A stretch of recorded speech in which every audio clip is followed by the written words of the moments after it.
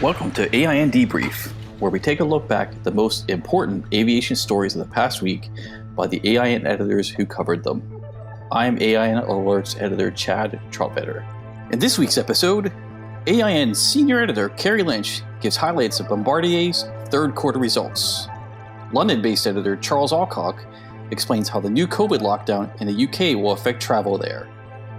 I'll discuss the latest North American business aviation activity from Argus, along with the company's near-term forecast. And editor-in-chief Matt Thurber joins us from a lounge at Atlanta Hartsfield Airport to talk about traveling during the pandemic, as well as how Avidyne's new flight operations quality assurance program will enhance safety for turboprop and jet operators. Okay, so on Thursday, Bombardier released its third quarter results. So how is Bombardier looking? Well, Bombardier had a down quarter, as one would expect. The effects of the pandemic that have been lingering now for the better part of this year are clearly taking its toll. Its deliveries were down significantly from by 7 units to 24 in the quarter, and they're down by 20 units on the year to 70. But perhaps as importantly, or more importantly, there's been a real cost to business of the pandemic, including, the restructuring costs and scaling down production and shifting of orders and not being able to capture new orders and shifting of deliveries. And Eric Martel, who rejoined the company earlier this year as president and CEO, estimated the cost to liquidity was about $2.25 billion. And what that means is he estimated Bombardier, as we all know, has been going through a downsizing mode where they've been shedding all their non-business aviation businesses, and they're almost complete in that process. They just recently closed with Spirit Aerosystems to sell off their aerostructure. So the only business left is their train business, which is a big business for them. And that's going to close. That's on track for closing in early next year to Alstom. But once that's sold, what's left, and they've received all the cash proceeds, Eric Martel estimated that Bombardier, what's left, the business aviation unit, will still be shouldering about $4.5 billion in debt. And that's because the cost of the pandemic has brought on, over $2 billion, $2.25 billion in debt. So that's far greater debt load that the newly emerged company will have to shoulder going forward. That's about $2 billion more than they expected after they sold everything, right? Yes, it is. And Eric Martel said they're going to have to address this head on. And this includes, he said that there will be some steps that they'll take that they will announce early next year once the train division is sold. But it also means that they're going to have to learn how to operate profitably in this new normal, as he calls it, the current environment. And that means, operating more profitably at a lower delivery rate.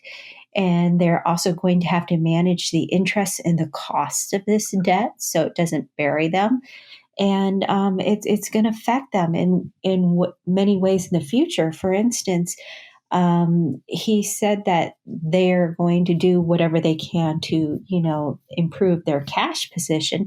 And that means less R&D money, less capital investment in new product. As a matter of fact, Chad, I think he mentioned that they weren't really thinking of any new product over the next 5 years, except perhaps some product refresh. He said they just refreshed their product with the new Globals, the 5500, 6500, and the Learjet Liberty.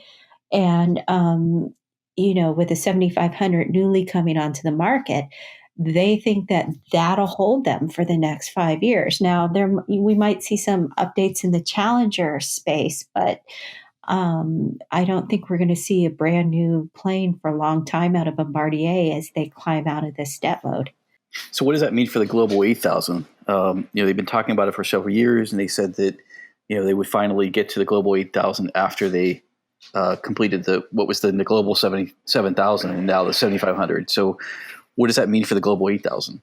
Well, I think that tells us we're not going to see a 7,500 and 8,000 side by side for some time, and we may never see it. The Global 8,000 designator might become a future upgrade of the 7,500 down the road, or a whole new aircraft, but much further into the future. And in fact, when the models were introduced, they had different missions. The 8,000 was the high performer that, could circle the universe just about, and what was introduced as the 7,000 had this huge, beautiful, spacious cabin.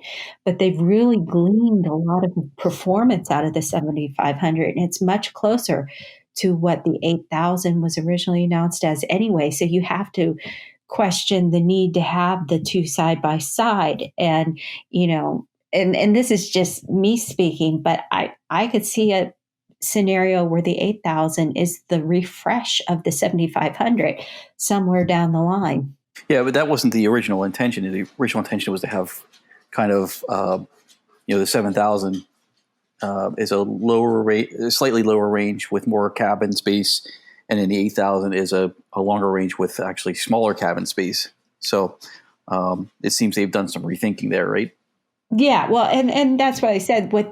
Since the range has been boosted, it's almost 7,800 nautical miles now for what's now the 7,500.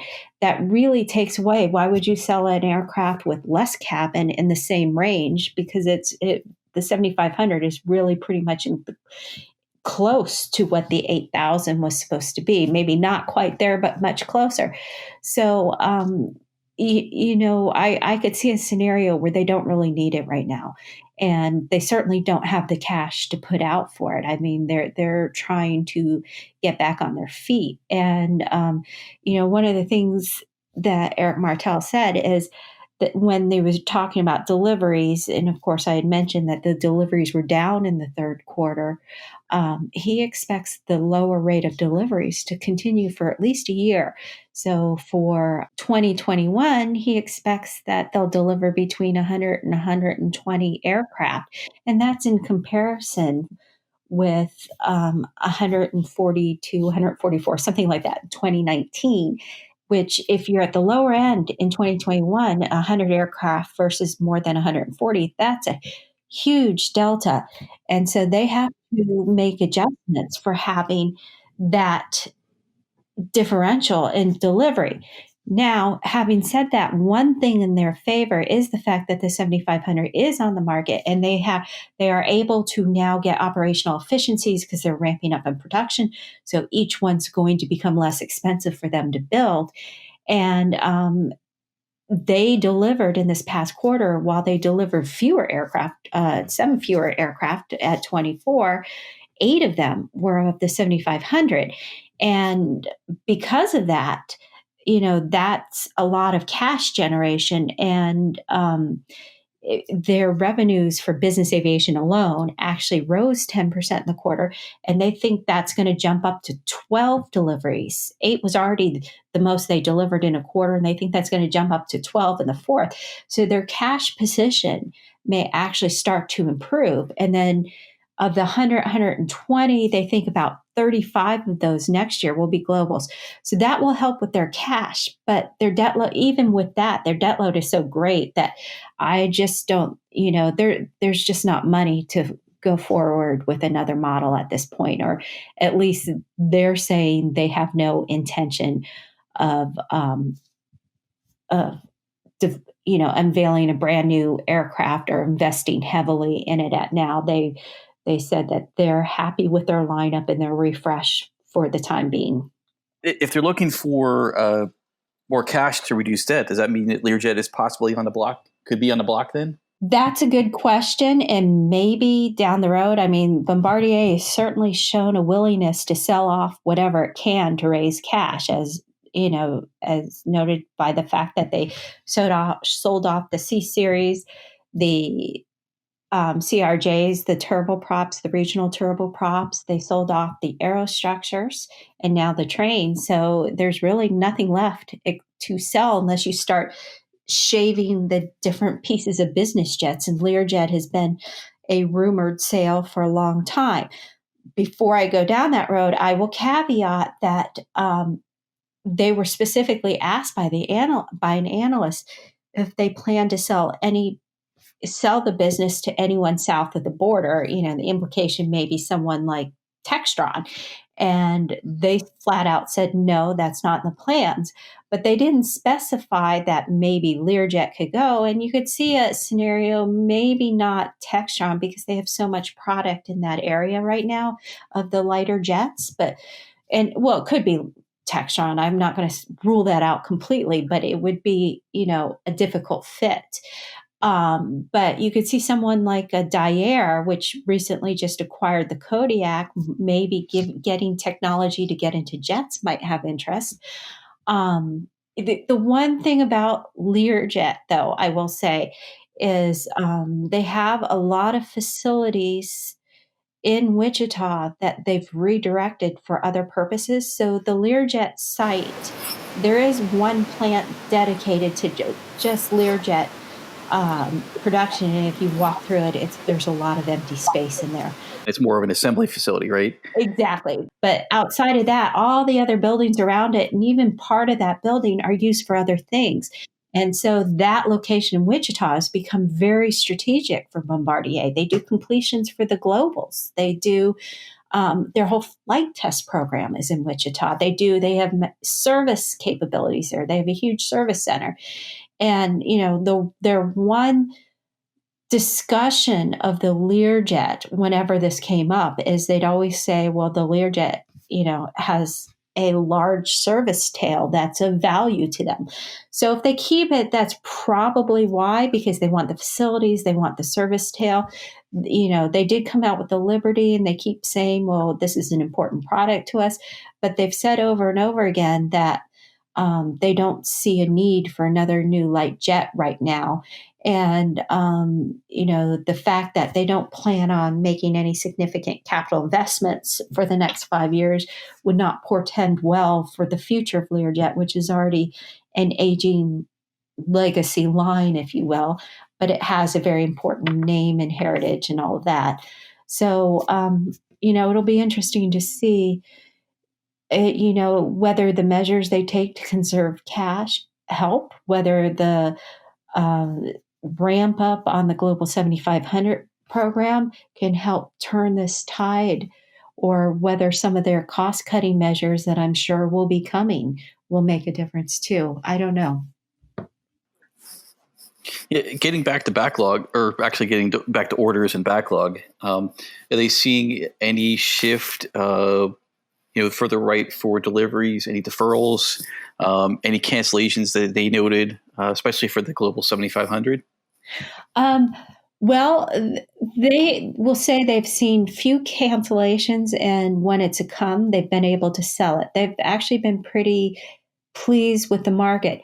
However, they do have one customer, I think, that they're renegotiating or trying to reclaim 12 orders, and I think it's for the 2023 timeframe, so in the out years.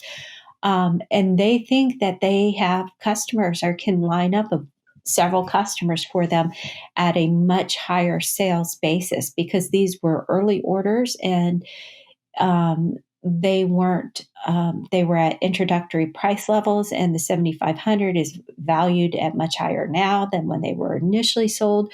So they think that they can actually make more money by reclaiming some of these orders. Now, 12 7500s off the backlog is a huge hit. So, but it doesn't affect the next couple of years. It's in the out years, and they have time to get those positions sold at a higher basis. Yeah, and what are they seeing for next year? How do they feel about 2021? They think 2021 is going to be stable recovery. They're not expecting increases in production until 2022 at this point. They do see activity at the large and mid cabin. They're not seeing much at the low cabin right now. we'll see how it goes at the light end, with all the new influx of travelers. Maybe that'll provide some juice to these smaller cabin aircraft, but it's a crowded field already. Yeah, there's a lot of aircraft on the pre-owned market too, so they're competing with that as well. Yes. All right, thanks, Kerry. So, Charlie, the UK is reinstating its quarantine restrictions again. So, how does that affect travel to the UK? Well, no, just to be clear, it's not quarantine restrictions that it's imposed. What happened yesterday, Thursday, was that we in the UK went into another full national COVID lockdown. And one of the direct consequences of that is that all international travel, apart from strictly business-related travel, is actually prohibited. Meaning, I couldn't leave the country to go on anything other than a business trip. And even the definition of what would count as a business trip is a little unclear. In fact, strictly speaking, I'm not really supposed to leave my home unless it's for some essential purpose. So the end result for air transport, of course, is that's even more paralyzing for the airline sector than the already very taxing quarantine requirements that were already in place. And this is going to run right through at least until the 2nd of December, and then the situation will be reviewed then. What's the feeling? Is it going to end December 2nd, or do you think it's going to continue through the rest of the year? I think, and many people would see it this way too, that the restrictions are going to continue in some form or other. Whether they still call that a full national lockdown at that point remains to be seen. And the critical point for aviation will be, will they lift travel restrictions as of the 2nd of December? And right now, I think it would just be foolhardy to try and guess whether that's the case or not. I mean, we just really are trying to live 1 week to 1 week in terms of what the COVID infection rates are and what that means to us all generally here and to air transport in particular. Is this going to kill the airline in actually business aviation travel again into Europe? We saw it, or at least in the UK, we saw it kind of drop off a cliff a couple months ago when they put the quarantine in effect. Yes, that's right. I mean, it's a new level of difficulty. I guess in a bizarre way, you could say, well, at least things are clear. It is now clear that you cannot travel unless it's for an obvious business trip, a clearly defined business trip. What that means for the airlines is, and it's already happening, they're scaling back their capacity even further because, of course, there'll be even less air travel than there already was under the quarantine rules. For business aviation, it's just conceivable, and we've seen a slight uptick within the UK in this regard, that there could be more bookings for private charters as people who are going on business trips realize that it's just going to be too difficult and frustrating to do it by the airlines, and they perhaps charter private aircraft to do that. But again, I don't want to get people's hopes up. That's a theory that may come to fruition in the coming weeks. And there's some other complications too. The EU is imposing some restrictions on flights to and from the UK, right? Well, it hasn't said it's going to yet. But here's what's happening. And we've been distracted by COVID. What some of us have forgotten is that there's still completely unresolved trade talks between the EU and Britain relating to the end of the Brexit transition period, which ends on New Year's Eve, December 31st. Negotiations seem to be completely stalled. And I picked up on a story yesterday, which strangely originated from the US Northern Ireland envoy, Mick Mulvaney, who disclosed that he'd been talking to Ireland's foreign minister, who had revealed, probably in a way that he didn't expect to be made public, that the EU plans to use aviation for leverage if the trade talks break down. Now, what that means is, one of the key aspects of Brexit, and we'll try and keep this simple, is what happens to the border between the UK and Ireland, particularly the border between Northern Ireland and the rest of Ireland. And the UK government has been saying, oh, I know we agreed to certain things last year in the withdrawal agreement, but you know what, we've changed our mind and now we're going to start doing things differently. And this, as far as the EU is concerned, is a breach of international law. So the US envoy basically said to Ireland's foreign minister, well, what are the EU going to do about that if the UK won't behave themselves? And he said, oh, well, they'll bring them back into line by threatening new aviation restrictions, which would definitely hurt British Airlines. Now, do we know that this is going to happen? Is this just, part of the great poker game that is the Brexit negotiations? Who knows? but it was a vivid reminder of how a sector like aviation can just be held hostage by wider politics. This is not good news for the UK, though, right?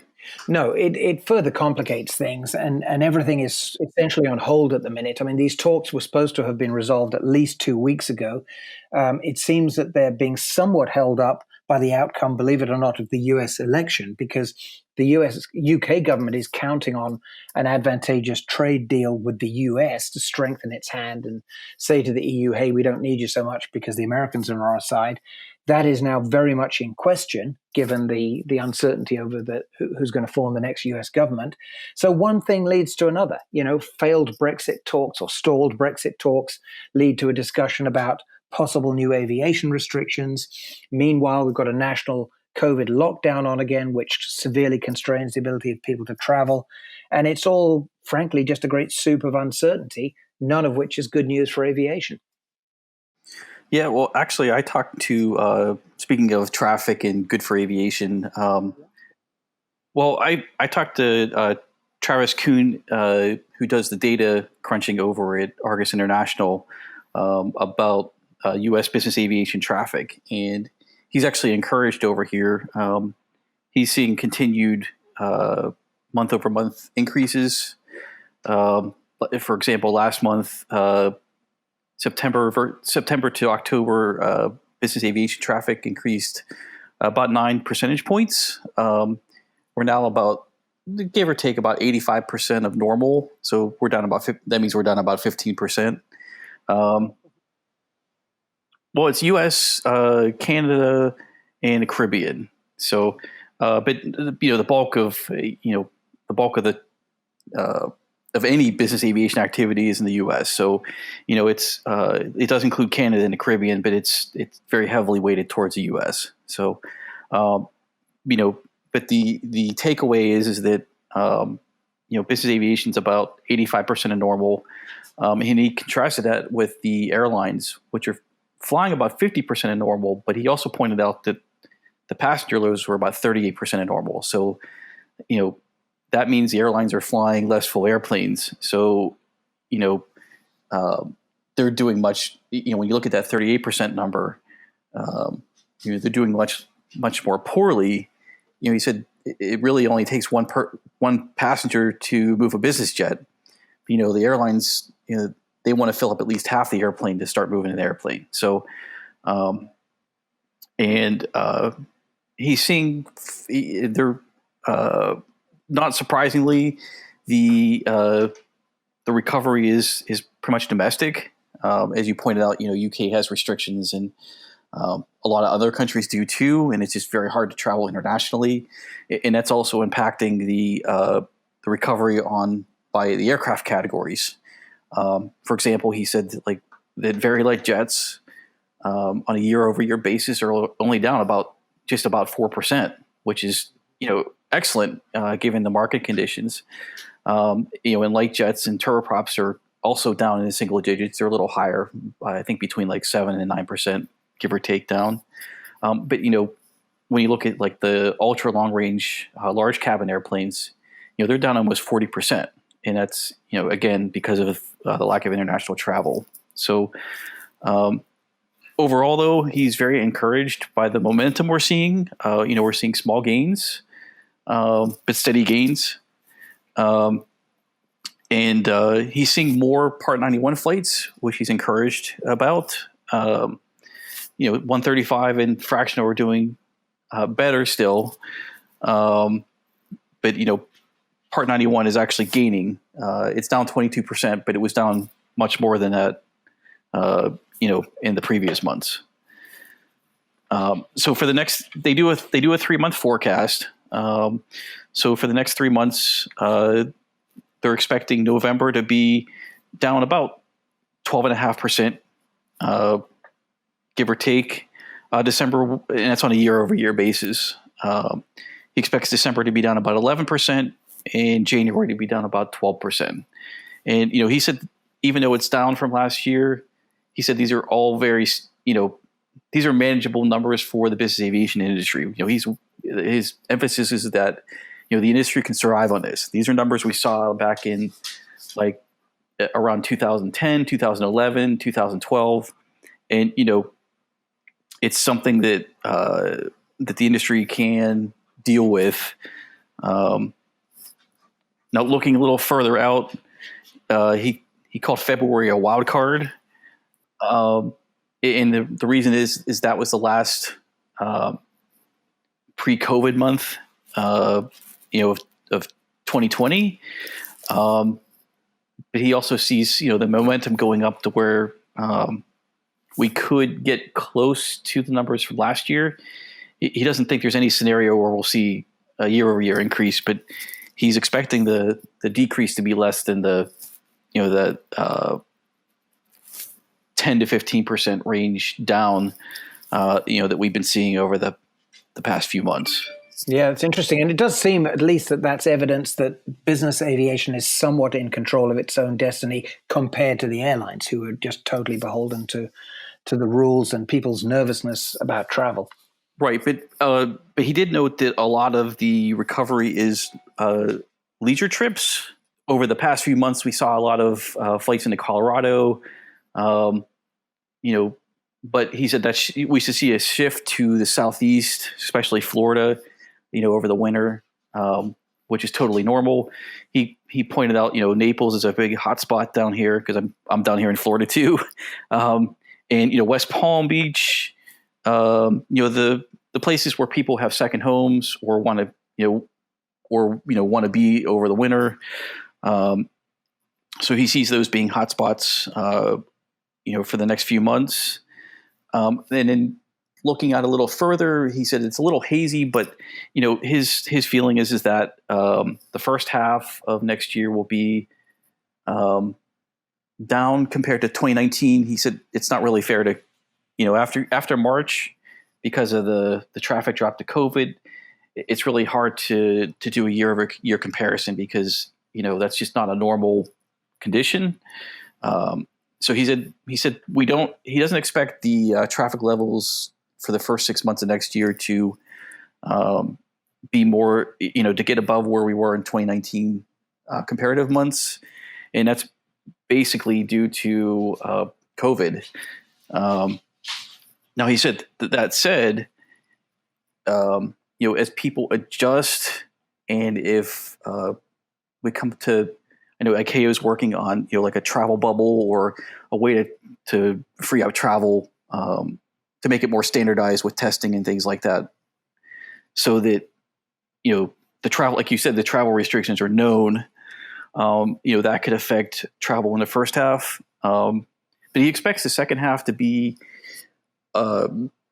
maybe on par with 2019, just because by then we should have a vaccine or people, or we get to the point where people are coping with COVID and can manage it better. And, the travel restrictions are more known and, people get back to business because they just have to. But for business aviation, actually, he said that the COVID situation, we should be coming out stronger. And he points out that there are a lot of first-time leisure charter customers.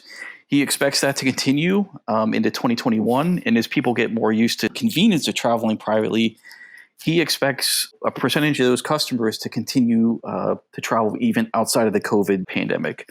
Also, he's seeing a shift for companies to expand the use for business aircraft. So it's not just the executives anymore. They're expanding it to, downwards to middle managers. And he expects flight departments to potentially increase their fleet sizes and continue that going forward as they see, the benefits of being able to get their people in and out more efficiently. They can visit several sites in a day versus, over several days of an airline. So he sees some upside from the pandemic, even though it's hurting us right now. Yeah, well, that's good to hear, but I think it somewhat remains to be seen whether that momentum will continue. But I can see the logic there, and it does make sense. Yeah, I mean, it's all speculation right now, but he doesn't see a negative from this. He sees us coming out as a positive.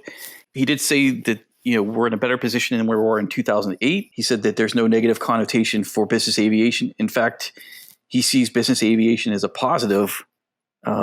because it's being used as a sensible and safe alternative right now, given the pandemic, and they're trying to social distance, and business aviation allows that. Well, it's only a matter of time till we get our private jet at AIN, Chad. I'm sure we can say that confidently. Well, we'll see. Well done, but thanks for that summary. All right. Thanks, Charlie. So, Matt, you've been actually in the COVID era. You've been traveling. You traveled internationally last week, and this week you traveled to Greensboro to see Honda aircraft. So, what's it like traveling on the airlines in the COVID era? So, yeah, it's actually, I have to say, kind of pleasant, apart from the having to wear a mask all the time. Because there's so few people traveling, there's lots of empty space on the airplanes right now, at least the flights I've been on. And I've had plenty of room to stretch out. The flight attendants, I have to say, have been so accommodating. I mean, one flight during a trip I took to France last week, I was sitting in the back originally, and there was a lot more people in the back for some reason. So the flight attendant said, "Hey, you want to come sit up in the emergency exit row?" There was nobody there. I had all the seats to myself, and normally they charge extra for those seats, but the flight attendants were just helping spread everybody around, which is good for COVID safety, and it just made the flight a lot more comfortable. Were there any problems with passengers wearing masks or anything to that effect? Yeah, not on my flight, although on one flight there was a lady who wasn't wearing her mask before takeoff, and I overheard the flight attendant say to the lady, "Look, you have to wear your mask the whole time, and if you don't, this is the last time I'm going to warn you, we'll have to take you off the flight." And the lady was very apologetic and immediately put her mask on. But in another situation, there was a group of people in the gate area in Atlanta while I was waiting for a flight. And there was 4 people sitting together just completely unmasked for about 2 hours. And, big deal, I don't have to sit near them, but still, the rules are supposed to be the rules, and the thing is, nobody said anything to them about it. And it appears that nobody's really taking responsibility for this safety procedure in the airports itself. Right. And then internationally, when you went to France, was there any issues along the way as far as, I know you had to do a COVID test beforehand and have a letter from I believe the Department of Interior from France? That's right. Yeah, we did have to arrange for a special permission to show that it was an essential business trip so I could get into France. But the only place I had to show that was clearing customs in Amsterdam before my flight to Paris. And that was really the only extra procedure in the whole process. Arrival in Paris was completely normal. Nobody even wanted to see the COVID test there. And the only time I actually had to show the COVID results was before departing the U.S. I assume the the ticket agent put a note in my file at that point that must have carried through. But the big thing that I found was coming back to the United States, there was no interest at all in COVID testing or temperature checking or asking where I'd been or what I'd been doing, who I'd been exposed to.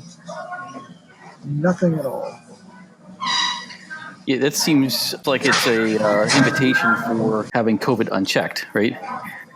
Exactly. I mean, other countries have shown that they can really combat the COVID pandemic effectively by testing, tracking people, and trying to prevent the spread as much as possible with social distancing and masking. And while we're doing the social distancing and masking, at least in the travel world, we're not doing anything else. And unfortunately, it's not going to help prevent the spread in the U.S. Right, and it also shows that if we had like a universal testing procedure, that perhaps that would open travel back up again. Yeah, if we had consistent testing and rapid results, and then contact tracing after getting the results, we could open up this country far, far faster and with a great deal more safety.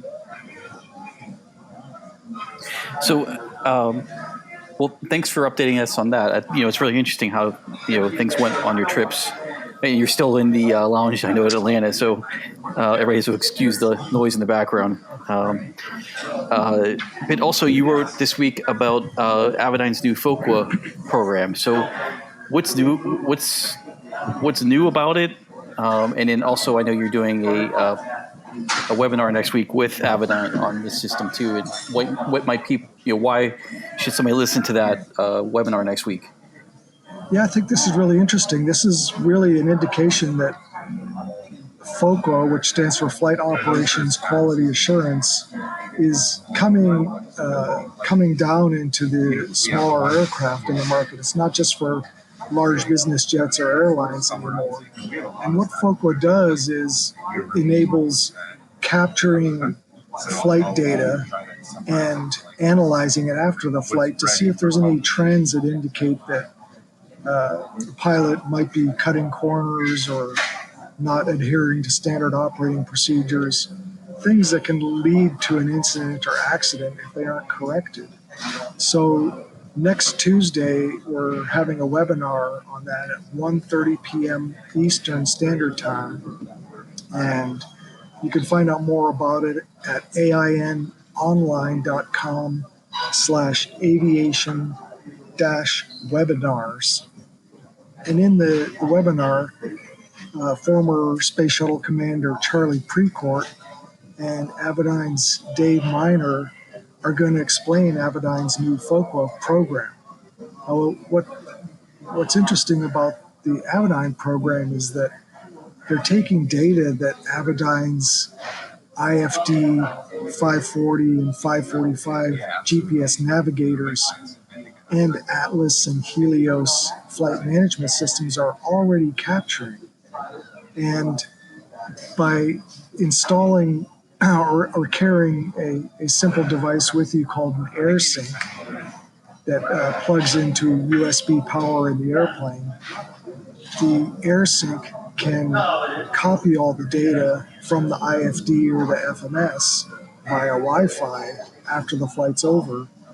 And then AirSync has a cellular connectivity built in, and it automatically sends it over the cell phone network to wherever you want to send it to. Now, in this case, for Avidyne's program, they're going to work with Cloud Ahoy, which for a few years has had a really good system that can do fairly sophisticated flight data analysis based on whatever data can be captured from the airplane. Everything from just GPS information to air data, attitude, heading, and reference information, whatever the system can capture. So it's pretty interesting, and it's extremely reasonably priced. So just to be clear, there's no installation. You just plug in the box into a USB port, and it just works, right? Exactly. That's exactly right. So this brings FOQA capability and all the benefits of the trend analysis and seeing what your performance is like down to really any size airplane. And how do they do the baseline? Is it? Well, you can. So people who want to participate, or like if you're a fleet operator, Cloud Ahoy can de-identify the information so it can be shared amongst other people with the same kind of airplane, for example, or between similar kinds of fleets at different operators. So that can be used as kind of a baseline to compare performance and see where the outlying trends are. So it's almost a crowdsourcing in effect, right? Yeah, exactly. That's a good way to put it. And when do they start? When will they start shipping these units? Then, I mean, it can be done almost right now, but Avidyne is setting up the process because they really want it to be a one-stop shop where you go to Avidyne and get everything you need from them and sign up with them to do this. And really, price-wise, are talking about just a few $100s a year in costs. oh, that's pretty inexpensive for what amounts to a focal system that, and it helps proactively manage safety. Absolutely. All right, excellent, Matt. Thanks for your time. Thank you, Chad. Thanks for listening to AINdebrief. Another podcast episode will air next Friday. In the meantime, go to www.ainonline.com for the latest aviation news from AIN.